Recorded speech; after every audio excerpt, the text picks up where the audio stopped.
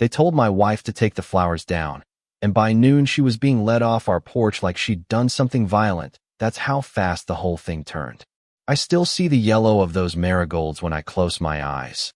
They look stupidly bright against the gray of a morning that was supposed to be slow and easy.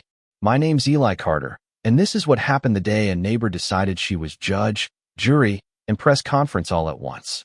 We moved up to Hollow Ridge 2 years ago because city life had started to feel like a long, loud mistake. Maya and I fell in love with the place for the obvious reasons: the trees, the quiet, the fact that the creek doesn't try to sell you anything, but mostly because it gave us room to breathe. Maya loves small things. She loves organizing the spice rack. She loves that she can coax anything green into life. The marigolds were her thing that week. She found a little packet at the hardware store and decided our porch needed color. I told her they were fine. I also told her to stop buying plants like we were starting a greenhouse. She laughed and planted them anyway. Helen Crow lived 3 doors down. She kept a notebook, a pair of binoculars, and an unyielding opinion about how everyone else should live. People in town called her a community steward. The way she talked, she made it sound like stewardship required a uniform. I knew she'd come sniffing sooner or later. Folks like her had been sniffing our edges since we put the house up, but I didn't imagine she'd come with a camera crew and a loudspeaker. She showed up with a tape measure and a stack of printed rules, and she read them with the kind of slow confidence people use when they want to make a scene. "These encroachments are visible from the road," she said, like she was reading a verdict. "Community standards require removal." Maya smiled politely, the kind of soft, patient smile that gets you into trouble when you're dealing with someone who's been rehearsing righteousness for years. Maya said, "They're flowers." Helen said, 2 hours. Helen left. 2 hours later, Helen returned with friends. There was Rex Big, with a shaved head and a voice that liked to be obeyed, and a woman with a phone filming everything. Comments already scrolling. Rex positioned himself near the porch like a goon hired for moral enforcement. Helen set up a folding table and eventually a small sign that read, helpfully, "Community Watch." A crowd gathered: neighbors, people who watched more than they lived, and the phone cameras started doing what phones do. They made a private moment into a public spectacle. Here's the thing about moments like that: they travel fast. Someone's live feed catches a half-second frame, and suddenly every opinion comes with 1,000 witnesses. Helen's feed was punctuated by the kind of commentary that feeds on certainty. "See? Rule breaker. She's flaunting the code." Not one person asked whether Helen had any actual authority. It never occurs to people to ask that if they like the story. When Sheriff Lane pulled up, I thought for a second that things would calm. I've dealt with lawmen my whole life. I know how they like firm facts. Lane took Helen's papers, looked at the porch, and then he looked at the marigolds. He could have walked away. Instead, he listened to Helen's story the way a man listens to something he already believes, politely, and then with the kind of weight that makes the polite look like agreement. A neighbor handed the sheriff a printed screenshot from one of Helen's case files. A woman in the crowd shouted that it was a public hazard. Someone in the live chat told lies as if they were facts, and the 10-second rule of outrage kicked in. Don't wait for nuance, react. They led Maya off the porch because Helen said she felt threatened when Maya wouldn't move the flowers. "We're only asking you to comply," Helen intoned. Rex put his hand on Maya's arm. The film froze on that shot more times than I count. It was processed and reposted until the original context, our quiet morning, the place where the marigolds sat in their little pots, was gone. I didn't get to be calm. The person people were calling a steward had become the center of a ring of confirmation bias, and the law had a curious way of siding with spectacle when there were crowds and cameras. I didn't explode. That's not who I am. But I did cross the porch. I walked straight up to Helen, and because sometimes you have to stop being polite when the world is being performative, I asked the question she wasn't prepared for. "Who are you to make this call?" She smiled like she'd been waiting for me to ask.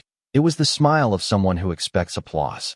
"I speak for the neighborhood," she said, and underneath that line was something softer and much more dangerous: a grief she'd wrapped in procedure. Turns out, she'd lost her brother to a careless neighbor years ago, and ever since she'd kept a list of violations, trying to feel in control of a world that had taken control from her. That explained the ferocity, but not the rightness.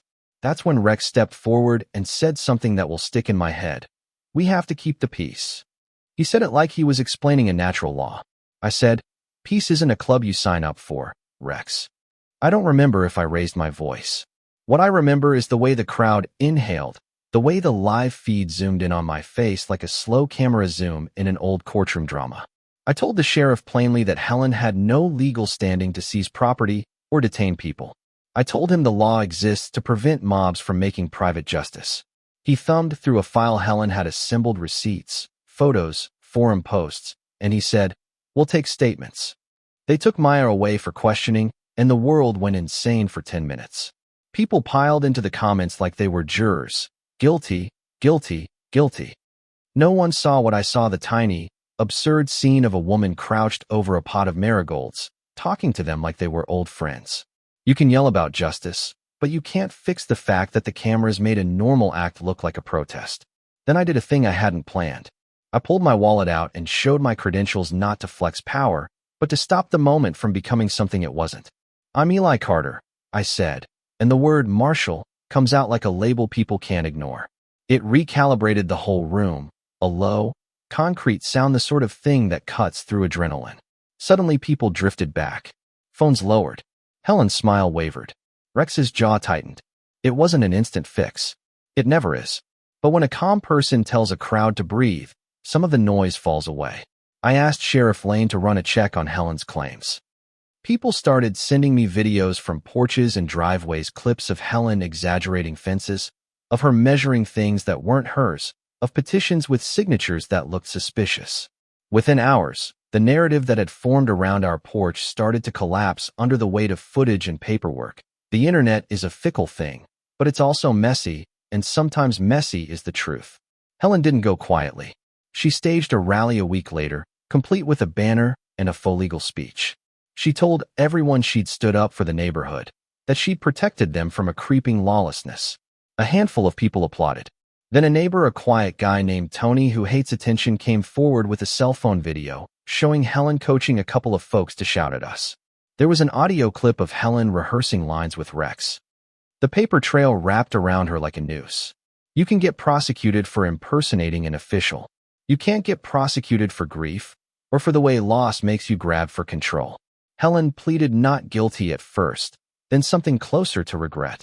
The county charged her with fraud, and the court held a hearing where we all had to look at pictures of our porch like evidence in some small, tragic trial.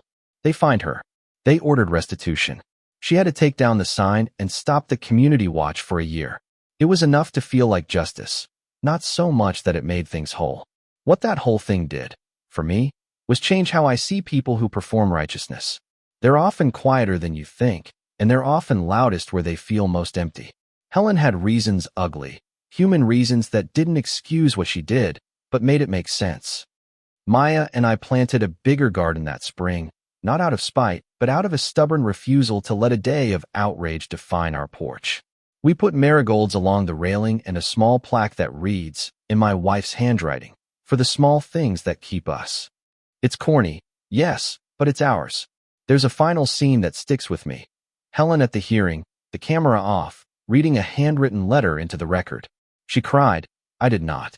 She spoke about losing someone and how that loss taught her that rules could keep pain from wandering.